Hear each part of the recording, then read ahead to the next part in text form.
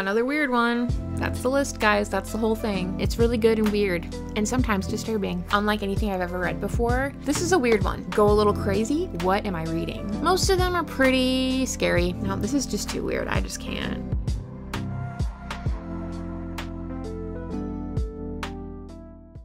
Hi, I'm Sam.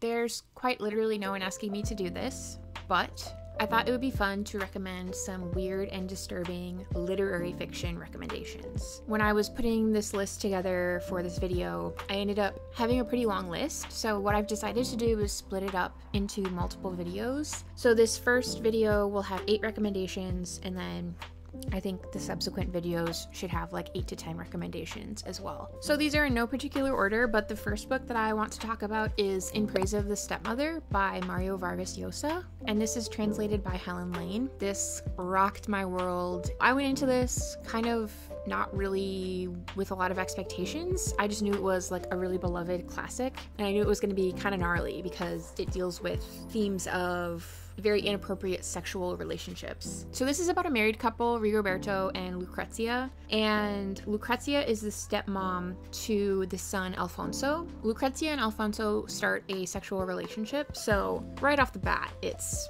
disturbing. You know, that's the whole point of this list. But this is so well written, and this was unlike anything I've ever read before. So each chapter is kind of like a snapshot in the life of this family, and in many of the chapters there's this piece of art that's featured, and this is a really unique setup because the art almost serves as a drive for the narrative and pushing the narrative forward, which I have never seen before in a novel. So that was really, really interesting to me, and I really, really enjoyed that. I am not a miserable wretch, nor do I want people to pity me. I am what I am, and that's enough for me.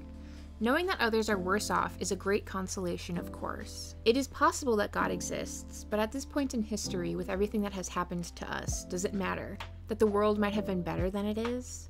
Yes, perhaps, but what's the use of mulling over a question like that? I've survived, and despite appearances, I am part of the human race. Take a good look at me, my love. Recognize me, and recognize yourself.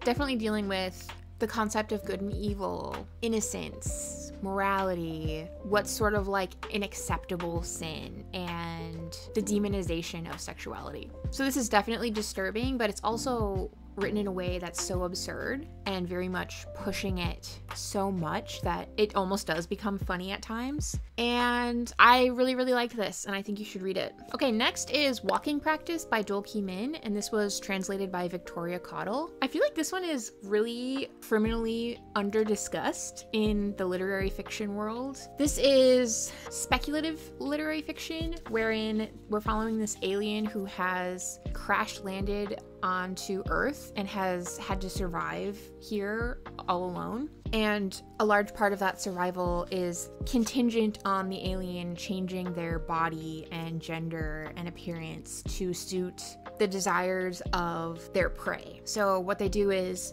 set up profiles on dating apps to meet people, and then meet up to hook up to kind of satisfy their physical desires, and then they ultimately eat the people. So kind of an on-the-nose commentary on like having to physically conform to fit into society, and how that can literally be a matter of survival for people like trans people. But even though it is on the nose, I think it's really well done nonetheless. You, dear reader, must be curious about my gender. Perhaps you are even feeling a little anxious, or you might have scraped together clues from what I've said and how I've said it, constructing my gender to your own design. Regardless as to whether you are right or wrong, you will have come to your own conclusions. After I was thrown to this place against my wishes, I did my best to survive. I discovered that there are many of you who, when meeting someone new, first take their gender into account. I also get the impression that it is only after a gender has been assigned that you are seen as human. This process is completed so naturally and with such alacrity that you aren't even aware of automatically assigning gender to others. But there is a time when you do become aware, when you are uncertain of another's gender. You grow anxious when, wherever you may be, you encounter someone who you cannot immediately classify as male or female. Or to put it another way, when the evidence for your gender judgment is conflicted. This is because, according to your narrow system of understanding, it is difficult to decide how to interact with someone whose body you simply cannot decipher. This book is also really funny, and One thing that the alien really struggles with throughout the book is the gravity of Earth, and so stairs are a really big struggle for the alien. I grappled with gravity and climbed aboard the bus, claiming a small victory. The ascent was so laborious that I felt my bones might crumble, but the sense of accomplishment pleased me greatly. I thought the only thing left was to deposit my fare and find a seat. But before I could even catch my breath, the bus driver stomped on the accelerator and I tumbled to the back and got wedged under the bench. I was coated in dirt and sweat and droplets of blood. Shocked, I couldn't move a muscle, nor did I have the leisure to feel shame. The driver swore like nothing I'd heard before, and the other passengers jeered. They didn't even try to help. It never crossed their minds to reach out a hand, grab me by the tentacle, and pull me up. I was in far too disgusting of a state to arouse sympathy and a willingness to help. The high degree of concentration required to maintain my human-like form was in tatters.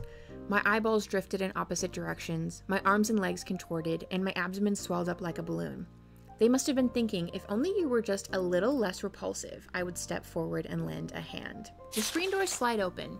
The passengers are hurriedly f***ing off like blood that finally penetrated an artery that's been blocked for 10 years. Who knows, I could even ardently love one of them. I quickly pack away my useless delusions and, feeling a bit dizzy, pass through the open doors. Once, about 9 years ago, I had my side rudely chomped down on by the subway doors. The doors have never apologized, and I still have not forgiven them. So this book is very funny, very weird. I love being in the head of this alien. It's funny, melancholy, lonely, isolated, and such a unique point of view. This outsider's perspective on being human and all that entails. Okay, next is another translated litfic rec. That is Astral Season, Beastly Season by Tahi Saihate. And this was translated by Kalau Almany. Another banger of a cover. I love it. This is about two high school boys who are obsessed with this J-pop idol, and the J-pop idol kills and dismembers her boyfriend, which causes these two boys to kind of go a little crazy. They're just so convinced that she would never be able to do something like that, so they go around starting to kill other people in similar ways to try to convince the police that the idol is in fact innocent. So obviously dealing with parasocial relationships, fandom culture, and kind of the disturbing lengths that some fans will go to get noticed by their idol or protect their idol. Maybe it's because murdered girls genuinely look beautiful, or maybe it's just because I'm a boy. But I think there must be something enjoyable about having all these delusions about the opposite sex, and living to force a sort of bodily aesthetics one could never pull off themselves onto others. I think you should read this one. It's really good and weird, and sometimes disturbing. Okay, next is one that's definitely more disturbing than weird. That is Tampa by Alyssa Nutting. This was recently the most disturbing book I've ever read. It has been unseated. I talked about that in my last video. But this is about a 26-year-old middle school teacher, and she became a teacher for the purpose of seducing and assaulting young boys. So we are following a female pedophile, and it's a really disturbing book because there are a lot of really graphic scenes of sexual abuse. But Alyssa Nutting is such a gifted writer that, similar to In Praise of the Stepmother, it is so absurd that there are times where it even kind of pushes over into humor, and it's like so over the top that you can't help but laugh. And then there are other times where it's like you don't know whether to laugh or cry because it's just like, what am I reading? This is probably the most disturbing one on the list. So I would say if you're kind of like new into the weird litfic space, I don't think I would maybe start with this one. It's pretty heavy content. It's pretty disturbing. And I think what made this even more disturbing for me was after I read this, I found out that this was based on a real life case and real life people. So read it if you can, but she do be pretty disturbing. Okay, next is one that I wanted to put on the list because this author has been getting a lot of press lately because of her most recent release, but that is The First Bad Man by Miranda July. This was the first book I read by Miranda July. I actually originally listened to it on audiobook, and I think that was a more enjoyable experience than reading a physical copy because Miranda July always narrates her own audiobooks, and her delivery is just so perfect and so funny. So obviously I recommend reading it in any format that you can and prefer, but if you're an audiobook girly, It's so funny to hear her read it to you. This is a weird one. I mean, if you've read any Miranda July, you know how weird she is. But this is also kind of like a hard to explain one. But we're following our main character, Cheryl, who works at a women's self-defense nonprofit. And she lives alone, but her bosses ask if their 20-year-old daughter, Clee, can move into her house for a while. And basically Cheryl is just like very passive and weird. And Clee is this like young, bull in a china shop, aggressive type character. So Clee is like bulldozing into Cheryl's life. Cheryl is also convinced that this guy she has a crush on from work is like in love with her and they're gonna like have this amazing romance. So we're just following this really eccentric, weird, kind of tightly wound, sometimes delusional main character. And I think if you've read any Miranda July and you like her, you're gonna love this. If you haven't read any Miranda July, you should read it, and I hope you love it. Okay, next is one I haven't talked about in a long time, but I think I have discussed it in a wrap-up kind of way back at the beginning of my channel. But this is another author that I feel like doesn't get talked about enough on BookTube, and I really like her. So that is Mostly Dead Things by Kristen Arnett. Kristen Arnett is so good at depicting messy families and writing them in a way that is relatable, because I think no matter how a family looks, there is sort of like this universal messiness to families. So we're following Jessa Lynn Morton, who is having to take over her family's failing taxidermy business after her father takes his own life. Really, this whole book is about like the fallout of the father's death and how each of the family members are processing that grief or failing to process that. So the mom is sneaking into the taxidermy shop to make provocative animal art at night. Jessa Lynn's brother, Milo, is just completely isolating, withdrawing, kind of not interacting with the family. And Milo's wife, Bryn, just completely disappears. Like she just leaves, she's gone. And then an extra layer to that is that Jessa Lynn has always been in love with Bryn. It's like a weird sitcom, a weird Floridian family sitcom. I think if any of that sounds interesting to you, you should read it. This is definitely kind of a nice intro to weird lit fic. It's not too weird, it's not too literary, but it's good and it's a good time. Okay, next is another one that I think was on my best books of 2023. That is Little Eyes by Samantha Schweblin, translated by Megan McDowell. Samantha Schweblin's always a good time. I love her stuff.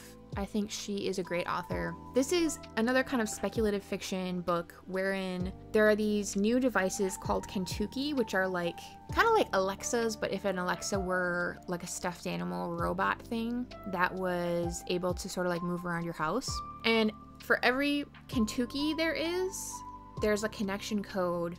So whoever has the connection code for that Kentucky wherever in the world is able to remotely control the robot. We're really exploring themes of surveillance, privacy or lack thereof, human connection, and how sometimes people are so desperate for any sort of connection that they're willing to give up quite a lot of their privacy and other aspects of their life. So these are like little vignettes. Like each chapter we're following a different Kentucky or a different family that has a Kentucky. And while there are a couple in here that are like wholesome and it's like, oh yay, like the Kentucky are like kind of making people feel less isolated, most of them are pretty scary, pretty disturbing. So I think if that sounds good, you should read it. I definitely recommend it. Okay, and then the last one for this video, that is The Hike by Drew Magary. So this is another weird one. That's the list, guys. That's the whole thing. We're following this guy named Ben who decides to go on a hike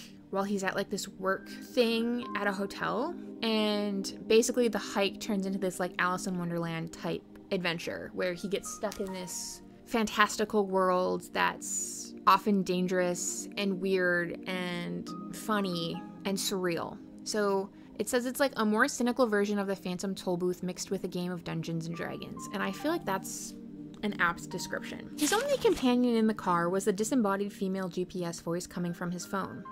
She kept silent for 50 miles as he looked out his window at the last gasps of fall in the distant hills. Pretty red and yellow swaths of foliage surrounded by sad patches of gray, like an unfinished oil painting. Eventually, the GPS, with an inhuman calm, led him off the highway, down a ramp and to the right, then up a hill and to the left. Then she commanded, "In 500 feet, turn right." She was ordering him to turn directly into a cliff face, which he disobeyed. One kind of like recurring thing throughout the book is that Ben is very afraid of crickets and he's just really grossed out by them, and they keep showing up throughout this like fantastical hike and they keep trying to attack him. This cave cricket in front of Ben in the attic was over 6 feet tall. It was in the back of the attic facing sideways. Behind it was some kind of control console that Ben couldn't make out because there was a very large cricket in front of it. Ben wanted to die. So this is very funny, but then there are also these really poignant emotional parts as well. He had suffered depression as a teenager, and the worst thing about it was that he knew when it was coming. He could feel the dread wafting in, a soft breeze through a cracked window. One little taste of the hopelessness and he knew that more was on the way. It was unstoppable. He was hopeless to resist it, and at times he didn't even try. It was seductive the way it urged you to stop caring. There comes a point in life when you've seen so much that hardly anything surprises you or bothers you. And that's a shitty moment. Wisdom is so terribly overrated. So, if you're looking for a funny, weird, wacky, Alice in Wonderland-esque story, I think you should read this, guys. It's really, really good. Okay, guys, those were a few weird and disturbing literary fiction book recommendations. I really, really like all of these. That is why I'm recommending them. So you could like this video if you wanted. You could comment if you've ever read any of these books. If you have other recommendations that are similar to any of these books, I would love to hear them. You could watch my other videos. You could subscribe. Thank you so much for watching, and I'll see you in whatever video I make next. Okay, bye. Love you. Bye.